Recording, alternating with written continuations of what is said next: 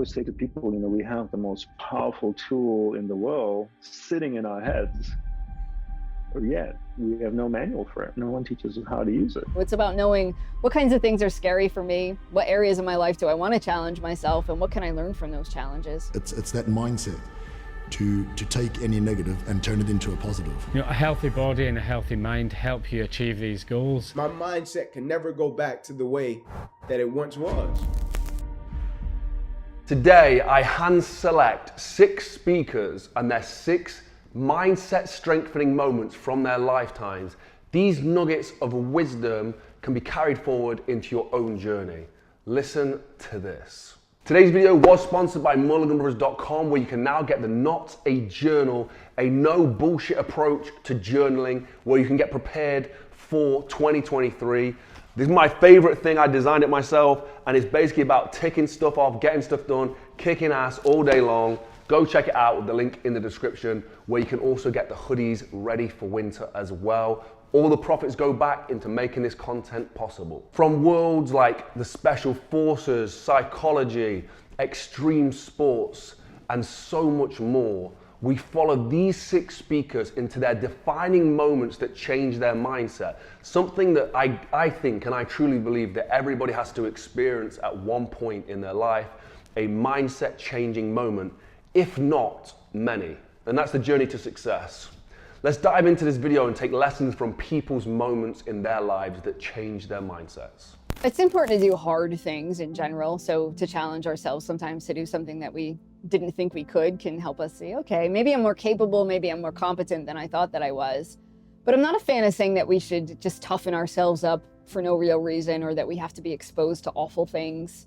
We have this idea sometimes that what doesn't kill you makes you stronger. That's not actually true. A lot of people are traumatized by horrible things that happen to them, and they don't necessarily emerge stronger.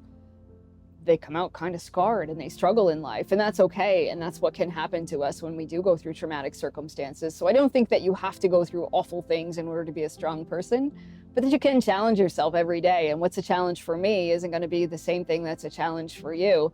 I might find heights are incredibly terrifying, but you might find that speaking in front of a crowd is terrifying, or vice versa. So it's about knowing what kinds of things are scary for me, what areas of my life do I want to challenge myself, and what can I learn from those challenges. People will say, well, it's all about resilience, right? But I really see resilience as bouncing back from hard times, which is great. But what if we just braced ourselves our entire lives waiting for something horrible to happen? I don't think we should just make our lives about making sure that we somehow get through the next horrible thing that happens. That's not a very good way to live. But instead, it's about reaching your greatest potential, whether you are an athlete or a business person or a stay-at-home parent, whatever it is, to be able to say, I want to be able to think, feel, and do my best at whatever it is I'm doing. And yes, bad things are going to happen, but plenty of good things are going to happen too. And I want to feel like I can enjoy the good times too. You know what, you've got like a devil and an angel on your shoulder all the time, and that devil just needs to knock it off, because you're always going to have these doubts. You know what, I come in here some days, I'll be training for a fight and I'll train 3 days in a row and I'll be on fire, and I'll have one bad day, which is expected when you're doing like an 8-week camp or anything like that. And you have one bad day, and that bad day outweighs the good 3 days by a mile, and I'll go home thinking, oh, I'm shit, what am I doing? What am I doing here? I'm going to get battered in this fight. But then you come back in the next morning, you have one good session again, and that doubt's gone again. So it's hard to get rid of them demons. And I think every top athlete will have some doubts always creep in, but it's the ones who just manage to just ignore them and knock them to one side and just think like, oh, it's part and parcel of it. You're always, no matter what you're doing, I'm pretty sure Usain Bolt must sometimes think, oh, what if Johnson or someone else beats me this race or something like that, you know? It must just creep in at some point, but they're so mentally strong, they just go, doesn't matter. It's gone, and then they'll be back to the tunnel vision. I think any athlete who says that they never have any sort of doubts is lying. I think everyone's got one that creeps in somewhere, but it's the ones who just manage to just push them to one side and keep the tunnel vision and keep the... What I do is I visualize after the fight. I don't visualize what's going to happen in the fight, because I never know. I just always visualize what it's like to win after the fight, what I'll be doing after the fight, how I'll feel after the fight, and I think doing that always helps you stay mentally strong. Yeah, your mind will give up before your body long ever does. You just need to tell yourself it won't. Like David Goggins and people like, look what they do with their body, and it's their mind that's making them do it. I've worked with a mind coach before called Vinny Shawman, and we've done like little bits of work, and I worked with him for that rematch. And it's hard to explain what he does with people, because what he does is different for everyone. But my mindset was so strong from working with him. It took a few weeks and just a few sessions just to instill a few key words into my head. And what he had my corner team doing was, one of the key words was warrior. So he had my corner team saying, Liam, you're a warrior, blah, blah, this, that, and that. And it just helped like keep me so focused and so focused on the task at hand and stuff like that. It's really hard to explain unless you've ever like done it yourself and stuff like that, because like I said, what he does with everyone is different, but what he did with me for that fight were unbelievable. The people that I work with are extremely successful. Every one of them are extremely clear what their goal is and what it is they want. What they are looking from me is having a better understanding of the mind so that they can leverage it to get to where they are. So they've been trained in the particular sport that they are in, the particular business that they're running, they know it inside out. But what they haven't been trained in is in the mind. Because nowhere in their journey to where they are today has anyone sat them down and taught them the inner workings of the mind. How does the mind work? How do you learn to harness it? How do you learn to control it? How do you learn to focus it? Understanding the different states of mind, how do they impact your day-to-day decision-making and things like that. So that's what they want to learn from me. And you know, I always say to people, you know, we have the most powerful tool in the world sitting in our heads, yet we have no manual for it. No one teaches us how to use it. So the better you understand something, the more you can leverage it and do something with it. So the same way with the mind, we don't understand the mind. So how then do we leverage the mind to create what we want to create? So these athletes and entrepreneurs now are starting to begin to realize that, oh my gosh, I have this amazing tool in my head, which I've used to be successful at what I do. But imagine if I understood it better, I could leverage it more and be even more successful at what I do. I think the biggest thing I could have learned from the military was controlling your mind and the state of mind that you're in. So every situation that anyone goes through will have a negative impact on you. So whether it be from loss of a family member to a car accident to being diagnosed with a disease or incurable ailment, the way you deal with that is obviously dictated by your state of mind. So you can either just accept it and take it for what it is, let it get the better of you and pretty much eat your way, and you're not going to experience life to the fullest. You're obviously just going to let it get the better of you. Whereas I think it's instilled in me to take that and turn it into a positive. Find a solution, find a way of overcoming it. I almost take it as a challenge, and I'm very competitive, so any challenge presented in front of me, I would hit full on from the front and let's go for it.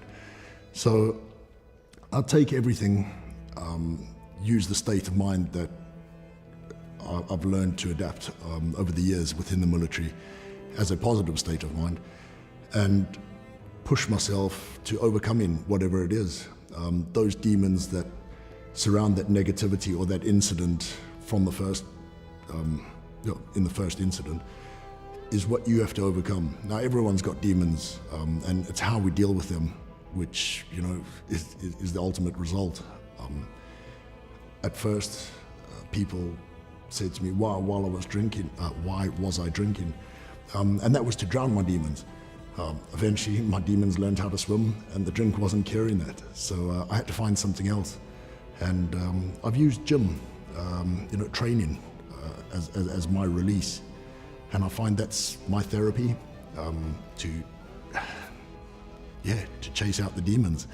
And again, it's that mindset to take any negative and turn it into a positive. There was a lot of moments in my life to where it was people that saw things in me that I couldn't see in myself. And they believed in me in a way that I couldn't believe in myself yet. And I rented their level of belief until I got strong enough to possess my own.